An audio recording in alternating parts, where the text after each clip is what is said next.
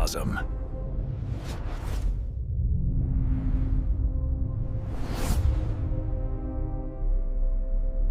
Let's talk about speed. Not just any speed. I mean the ultimate speed limit. Nature's posted sign at the edge of the cosmos. 299,792 kilometers per second. The speed of light. No one's ever gotten the speeding ticket in space, but if you could, going faster than light would earn you one from the universe itself. It's not a suggestion. It's law. But what if we didn't want to just go fast? What if we wanted to go back?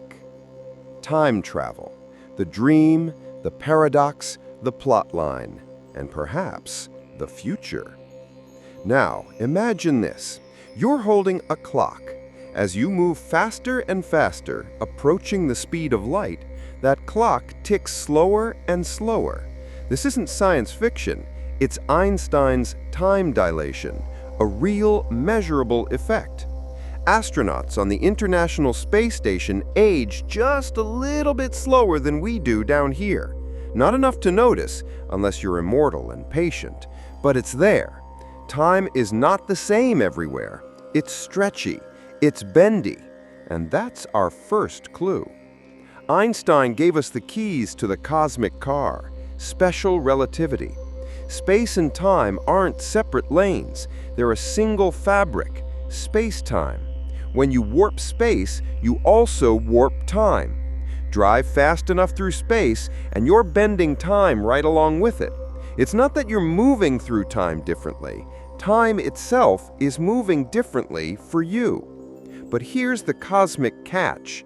No matter how powerful your engine, no matter how advanced your warp drive, mass increases with speed. The faster you go, the heavier you get. Push too close to the speed of light, and the energy required to accelerate you keeps growing, approaching infinity.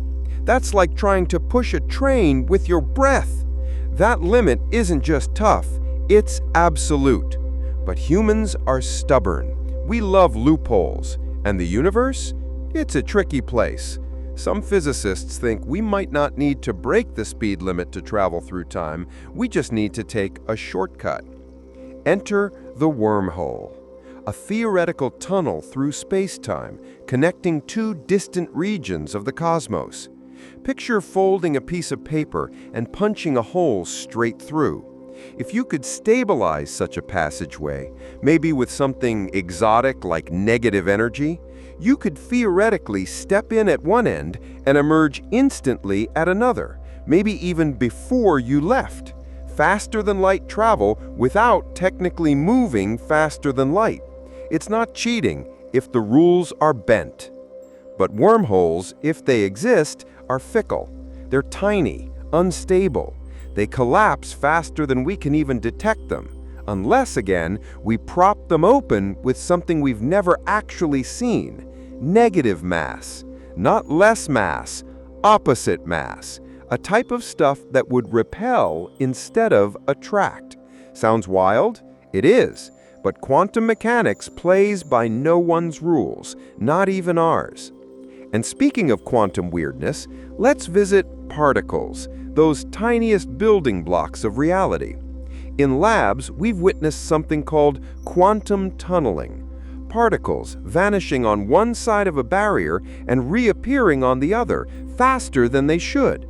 Some experiments hint at superluminal behavior, faster than light effects. But here's the thing, they don't transmit information. They don't let you send a message to your past self to buy Bitcoin in 2009. No paradoxes, no fortune-telling, just nature flexing her quantum muscles in ways we're still trying to decode. But the real mind-bender is the twin paradox. Send your sibling on a near light speed trip across the galaxy. When they come back, they're younger than you. You didn't just skip through time, you experienced time differently. Not because clocks are broken, but because time itself is woven into motion. So is that time travel? Well, it's not the Back to the Future kind with DeLoreans and mad scientists, But it's real, it's testable, it's happening. And it raises a deeper question. What is time?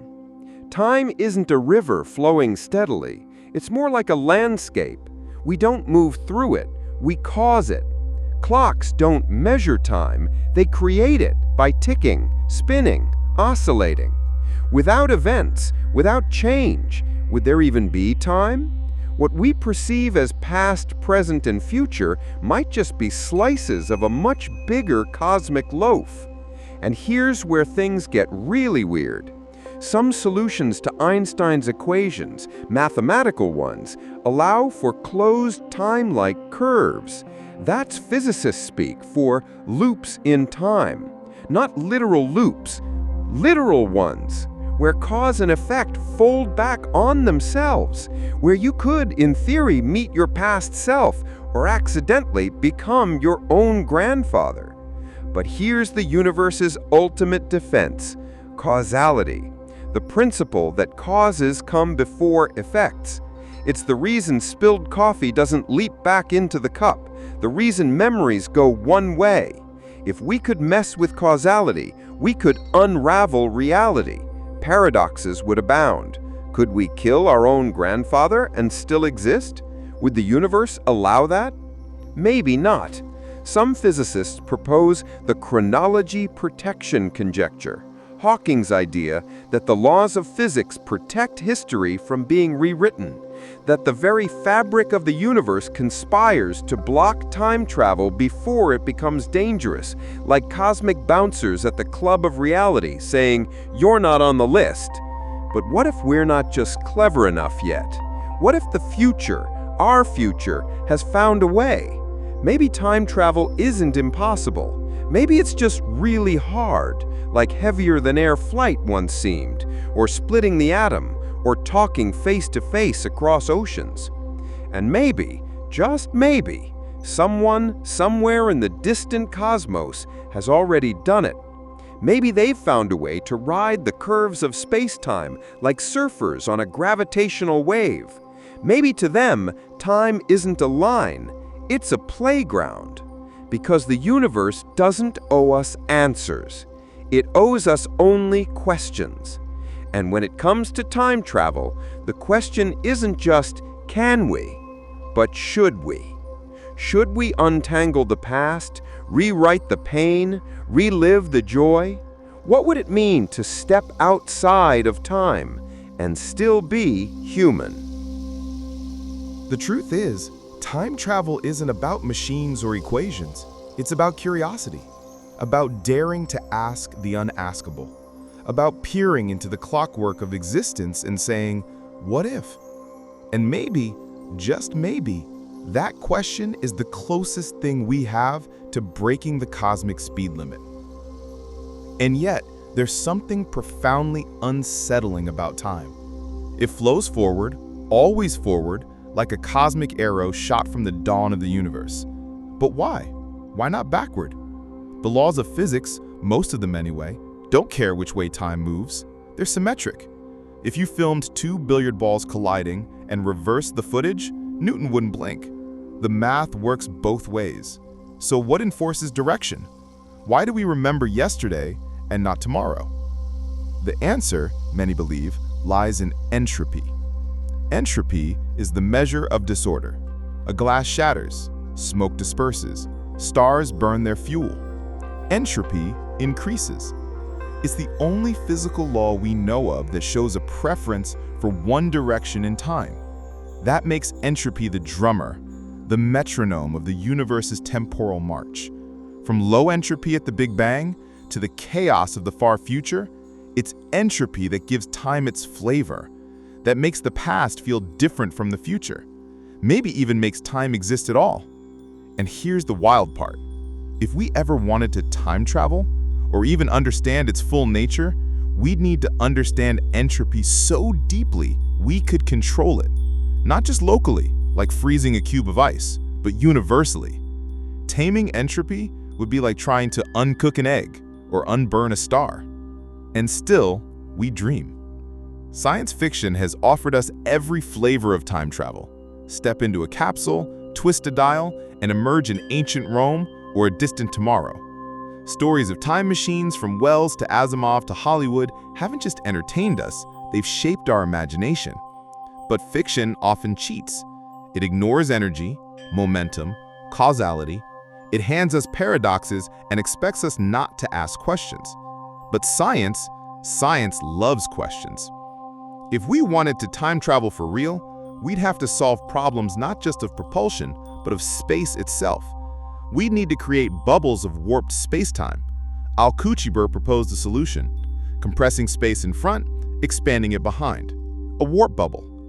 It allows movement faster than light relative to space without violating relativity. Brilliant, elegant, terrifyingly impractical. The energy demands are absurd. Maybe more than the mass of Jupiter, maybe even negative energy again. And still, the math doesn't forbid it. It whispers, maybe. Then there's the idea of cosmic strings, hypothetical 1D defects in space-time, thinner than an atom, but longer than galaxies, leftover relics from the early universe. If two such strings pass near each other, moving close to the speed of light, they could bend space-time so violently that closed time loops might form. It's as if the universe accidentally knotted itself, and those knots might allow us to climb into our own past. But all of this, every wormhole, every warp bubble, every string, depends on something we don't yet possess: mastery over gravity. We're toddlers in the sandbox of general relativity. We play with pebbles while the mountains of space-time loom beyond comprehension. Black holes, for instance, remain a tantalizing mystery. Their interiors are hidden, not just physically, but causally. Whatever happens beyond the event horizon doesn't come back out. Some theorists suggest spinning black holes, Kerr black holes, might harbor paths to other regions of space-time. Not exactly time travel, but not time travel either. A one-way ticket through a distorted lens of reality. And beyond the physical challenges lies something even stranger: the structure of time itself. Could time be granular, like pixels on a screen? Could there be a smallest unit of time, Planck time, 10 to the negative 43 seconds, beneath which time doesn't make sense? If so, then continuity is an illusion. Flow is a trick of perspective. The river of time isn't a stream, it's a strobe light blinking the universe into being. Or perhaps time isn't fundamental at all. Some physicists, including those working in quantum gravity, suggest that time is emergent, that it's not built into the scaffolding of the cosmos, but arises from more fundamental principles: entanglement, superposition, quantum states evolving in complexity. In that view, time isn't something you travel through. It's something you generate by existing. So if time is emergent, what happens when we alter the conditions that produce it? What happens when consciousness itself becomes the metronome? There are already theories, radical ones, that mind plays a role in defining now, that what we perceive as the flow of time is a result of how we store and process memory, that time, at least as we know it, is deeply personal, a construct of biology and evolution. If that's true, then perhaps the first real-time travelers won't be astronauts, they'll be neurologists. Let's step even further out. Suppose we master technology to such an extent that we simulate entire universes, digital time, computed causality. Within such a simulation, time could be sped up, slowed down, even paused, and to the conscious minds inside it, everything would seem normal. Could our universe be such a simulation? If so, are we bound to its rules, or might we someday hack them? And finally, let's not forget, light, that ultimate speed limit, is also the carrier of information. Every photon that reaches your eye is a messenger from the past. You never see the present, you see delayed images. The moon, as it was 1.3 seconds ago. The sun, as it was 8 minutes ago. The Andromeda Galaxy, as it was 2.5 million years ago. In a way, every telescope is a time machine. Every look at the stars a glimpse into history. And perhaps that's the most human thing of all, to stare at the past, to imagine the future, and to wonder if someday, somehow, we'll do more than observe time. We'll move through it.